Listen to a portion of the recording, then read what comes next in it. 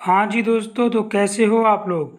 I hope आप अच्छे होगे और अपनी तैयारी अच्छे से कर रहे होगे। हाँ जी फ्रेंड्स, आज की इस वीडियो में हम बात करेंगे यूपी पॉलिटेक्निक एंट्रेंस एग्ज़ाम से संबंधित बहुत ही ज़्यादा महत्वपूर्ण प्रश्न जो कि पॉलिटेक्निक परीक्षा में कई बार पूछे जा चुके हैं। तो आप लोग पहला प्रश्न यहाँ पर देख पा रहे होंगे, विद्युत चुम्बकीय प्रेरण में उत्पन्न प्रेरित विद्युत वाहक बल बल की दिशा किस नियम से ज्ञात की जाती है। तो यहाँ पर बिल्कुल करेक्ट होगा लेंज के नियम से। कैसे? क्योंकि जो विद्युत वाहक बल होता है, विद्युत वाहक बल को हम लोग ई से सब दर्शाते हैं, ठीक है।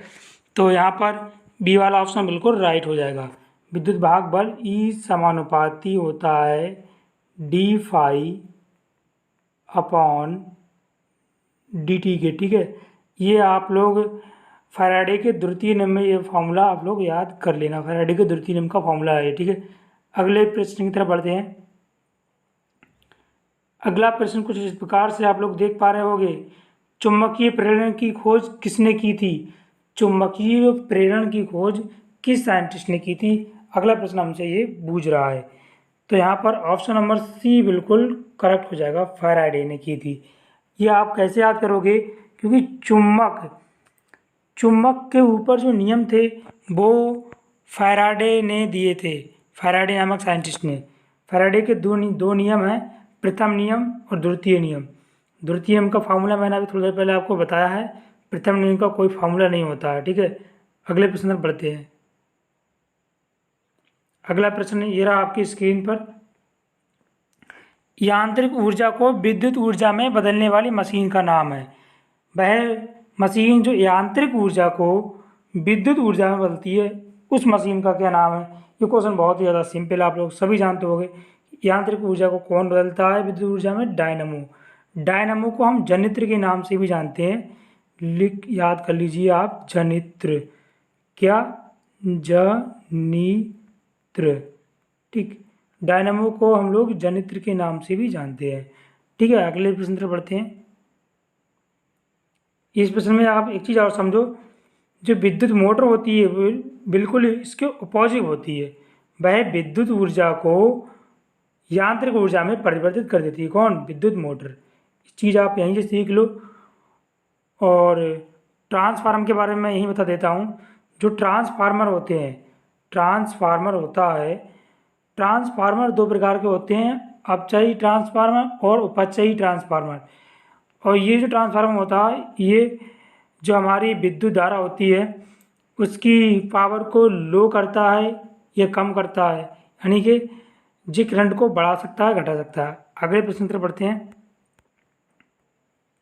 अगला प्रश्न कुछ इस प्रकार से आप लोग देख पा रहे होंगे, किसी परिनालिका के अंदर चुंबकीय प्रेरण का मान होता है। बहुत ही ज़्यादा महत्वपूर्ण प्रश्न आप लोगों के लिए लेकर आए हैं। तो यहाँ पर बिल्कुल नंबर अक्ष से दूरी के साथ बढ़ता है, डी वाला ऑप्शन। किसी परिनालिका के अंदर चुंबकीय प्रेरण का मतलब समझे, चुंबकीय प्रेरण को दर्शाते हैं फाई से, ठीक है। फाई बराबर सभी लोगों ने फार्मूला पढ़ा होगा हाई स्कूल में, बी ए कॉस थीटा, कॉस थीटा, ठीक है। तो यहाँ पर ऑप्शन नंबर डी बिल्कुल करेक्ट हो जाएगा, ठीक है। अक्ष से दूरी के साथ बढ़ता है। अगला प्रश्न ये रहा स्क्रीन पर, आप लोग देख पा रहे होंगे, निम्न में से न्यूनतम प्रतिरोध किसका है। बहुत ही ज़्यादा इम्पोर्टेंट प्रश्न है ये, इंटर में कई बार ये प्रश्न पूछा जा चुका है। निम्न में से न्यूनतम प्रतिरोध किसका है? धारमापी का, मीटर का, वोल्ट मीटर का, 2 मीटर लंबा तार का। तो ये बहुत ही इम्पोर्टेंट क्वेश्चन है। देखिए भाई, यहाँ पर जो बिल्कुल करेक्ट ऑप्शन है वो ऑप्शन नंबर बी वाला बिल्कुल करेक्ट हो जाएगा। कैसे? कह रहा है न्यूनतम प्रतिरोध किसका है, तो न्यूनतम प्रतिरोध यहाँ पर अमीटर का है। अमीटर से हम लोग धारा को मापते हैं, ठीक है। अगले प्रश्न पर बढ़ते हैं। अगला प्रश्न कुछ इस प्रकार से, बहुत ही ज़्यादा महत्वपूर्ण प्रश्न लेकर आए हैं। अगला, एक चौक कुंडली डिस्ट धारा का मान बढ़ाती है, डिस्ट धारा का मान घटाती है, प्रत्यावर्ती धारा का मान बढ़ाती है, प्रत्यावर्ती धारा का मान घटाती है। तो इसका जो बिल्कुल करेक्ट ऑप्शन है वो ऑप्शन नंबर सी हो जाएगा। प्रत्यावर्ती धारा का मान क्या करती है चौक कुंडली? घटा देती है, ठीक है। चौक कुंडली क्लास 12th में आप पढ़ोगे फिजिक्स में, और इसके बारे में इंटर में कई बार आते हैं क्वेश्चन। फिलहाल अब पॉलिटेक्निक के लिए इतना ही काफ़ी है। प्रतिवर्ती धारा का मान घटाती है कौन? चौक कुंडली। ठीक है, याद कर लेना इसे। अगले प्रश्न की तरफ बढ़ते हैं।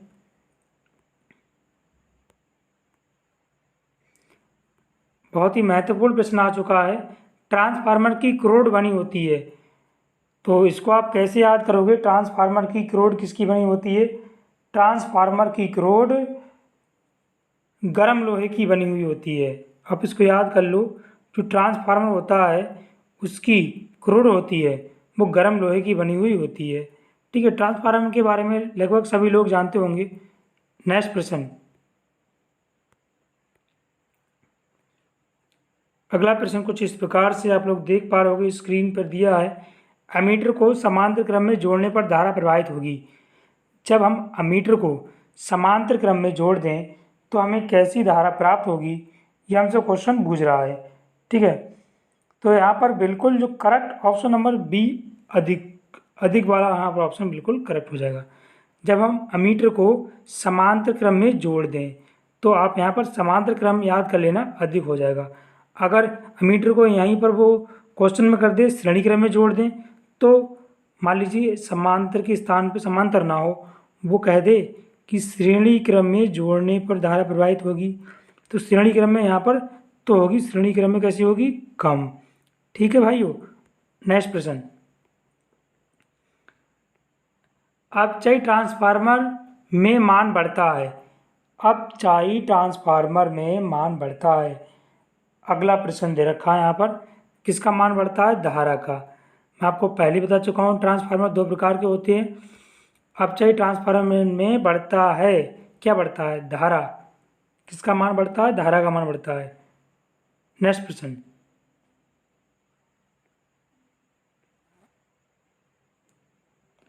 अगला प्रश्न कुछ इस प्रकार से आप लोग देख पा रहे होंगे स्क्रीन पर। वोल्ट मीटर को श्रेणी क्रम में जोड़ने पर धारा का मान हो जाएगा।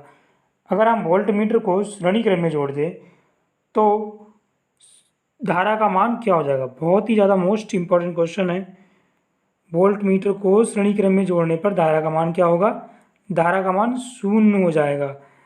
अगर हम वोल्ट मीटर को श्रेणी क्रम में जोड़ दें तो धारा का मान 0 हो जाएगा। 0 कहने का मतलब 0 के बराबर हो जाएगा। ठीक, नेक्स्ट प्रश्न। अमीटर का प्रतिरोध शंट के प्रतिरोध की अपेक्षा, जो अमीटर का प्रतिरोध होता है वो शंट के प्रतिरोध की अपेक्षा कैसा होता है? अधिक होता है, ज़्यादा होता है, कम होता है, इनमें से कोई नहीं। तो यहाँ पर बिल्कुल करेक्ट होगा, कम होता है। ऑप्शन नंबर सी यहाँ पर आप क्लिक कर सकते हो। ठीक है, ये ऐसे याद कर लीजिए, जो अमीटर का प्रतिरोध शंट, अमीटर का प्रतिरोध शंट के प्रतिरोध की अपेक्षा कम होता है। Next question. अगले प्रश्न को देखिए प्लीज। अगला प्रश्न कुछ इस प्रकार से है। चल कुंडली माइक्रोफोन बदलता है। जो चल कुंडली माइक्रोफोन है वह क्या बदलता है? क्वेश्चन हमसे पूछ रहा है। तो प्रश्न में आप देख पा रहे होंगे, चल कुंडली माइक्रोफोन बदलता है, क्या बदलता है? ये बदलता है ध्वनि को विद्युत ऊर्जा में। चल कुंडली माइक्रोफोन होता है वो क्या करता है? वो ध्वनि को विद्युत ऊर्जा में बदल देता है। ये बहुत ही ज़्यादा महत्वपूर्ण बात है, आप इसे याद करोगे। ठीक है, अगले प्रश्न तक बढ़ते हैं। अगला प्रश्न कुछ इस प्रकार से दे रखा है। लेंज का नियम किसके संरक्षण पर आधारित है? ये क्वेश्चन आप लोग याद कर लो। इस क्वेश्चन से रिलेटेड मैं कह सकता हूँ ये क्वेश्चन 100% आपके एग्जाम में आने के चांसेस हैं। ठीक है, तो लेंज का जो नियम है वो किसके संरक्षण पर संबंधित है? तो आप लोग कैसे याद करोगे इस क्वेश्चन के लिए? यहाँ पर होगा ऊर्जा। तो लेंज का नियम किसके संरक्षण से संबंधित है? यह है ऊर्जा के संरक्षण से। अब इसको याद कर लेना। ठीक है, नेक्स्ट प्रश्न।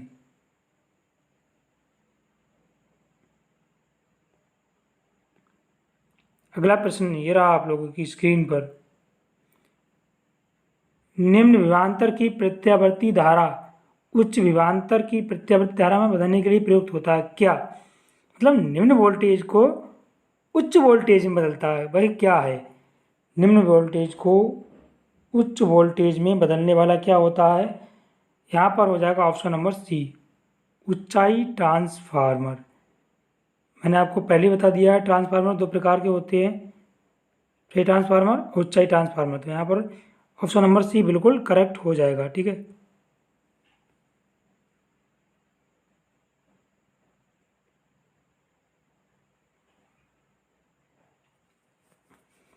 डायनेमो उत्पन्न करता है। डायनेमो क्या उत्पन्न करता है, ये आप लोग सीख लीजिए। जो डायनेमो होता है वह क्या उत्पन्न करता है? बहुत ही ज़्यादा महत्वपूर्ण प्रश्न है, विद्युत वाहक बल। कैसे?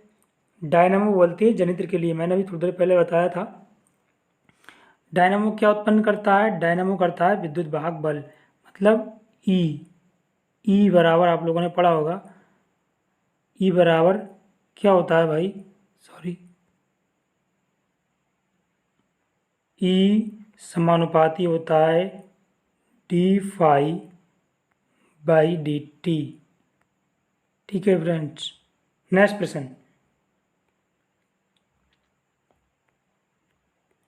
अगला प्रश्न कुछ इस प्रकार से आप लोग स्क्रीन पर देख पा रहे होंगे। किसी बंद कुंडली ओब्लिक परिपथ से संबंध चुंबकीय फ्लक्स में परिवर्तन होता है तो कुंडली में प्रेरित विद्युत वाहक बल उत्पन्न हो जाता है। ये नियम है। ये नियम किसका है? बहुत ही महत्वपूर्ण नियम है ये नियम फैराडे का प्रथम नियम है। तो इसीलिए ऑप्शन नंबर यहाँ बिल्कुल करेक्ट हो जाएगा। ठीक है, फैराडे का ये प्रथम नियम है। मैं फैराडे का प्रथम नियम का कोई फॉर्मूला नहीं होता है, इसमें ये है चुंबकीय फ्लक्स होता है। चुंबकीय फ्लक्स का मतलब जो डी फाई होता है, चुंबकीय फ्लक्स फाई में जो परिवर्तन होता है विद्युत वाहक बल उत्पन्न हो जाता है। चुंबकीय फ्लक्स में जब परिवर्तन होगा तो क्या हो जाएगा? विद्युत वाहक बल उत्पन्न हो जाएगा। ये नियम फैराडे ने दिया था। ठीक है, इसे आप लोग याद कर लोगे। नेक्स्ट प्रश्न आप लोग देख पा रहे होगे स्क्रीन पर, कुछ इस प्रकार से है। किस यंत्र का उपयोग बैटरियों को आवेशित करने, मोटर की बत्ती जलाने, सर्च लाइट आदि में किया जाता है? बहुत ही ज़्यादा मोस्ट इंपॉर्टेंट क्वेश्चन है ये। तो यहाँ पर ऑप्शन नंबर डी बिल्कुल करेक्ट हो जाएगा, डायनेमो। क्योंकि बैटरियों को आवेशित कौन करता है? डायनेमो करता है। मोटर की बत्ती जलाने में डायनेमो काम आता है, सर्च लाइट। तो यहाँ पर ऑप्शन नंबर डायनेमो वाला बिल्कुल करेक्ट हो जाएगा। नेक्स्ट प्रश्न। नेक्स्ट प्रश्न है, विद्युत चुम्बकीय प्रेरण में विद्युत वाहक बल समानुपाती होता है। देखिए ये प्रश्न आ भी गया, मैं इतनी देर से इसको फोकस कर रहा था कि आप लोगों से मिस ना हो। तो ये किसके समानुपाती होता है? ये फैराडे का द्वितीय नियम कहलाता है। जो ई फॉर ईएमएफ, मतलब विद्युत वाहक बल समानुपाती होता है किसके? D phi by D T. इसका मतलब चुंबकीय फ्लक्स के नहीं होगा, चुंबकीय फ्लक्स परिवर्तन की दर के। ऑप्शन नंबर डी यहाँ बिल्कुल करेक्ट होगा। नेक्स्ट प्रश्न, डायनामो उत्पन्न करता है क्या? इलेक्ट्रॉन, आवेश, ईएमएफ या फिर चुंबकीय क्षेत्र। तो डायनामो क्या उत्पन्न करता है? आपके लिए हम बता दें, डायनामो ईएमएफ उत्पन्न करता है। ईएमएफ का फुल फॉर्म होता है इलेक्ट्रोमैग्नेटिक फील्ड, यानी विद्युत मैग्नेटिक फील्ड। ठीक है, अगला प्रश्न कुछ इस प्रकार से आप लोग देख पा रहे होंगे स्क्रीन पर।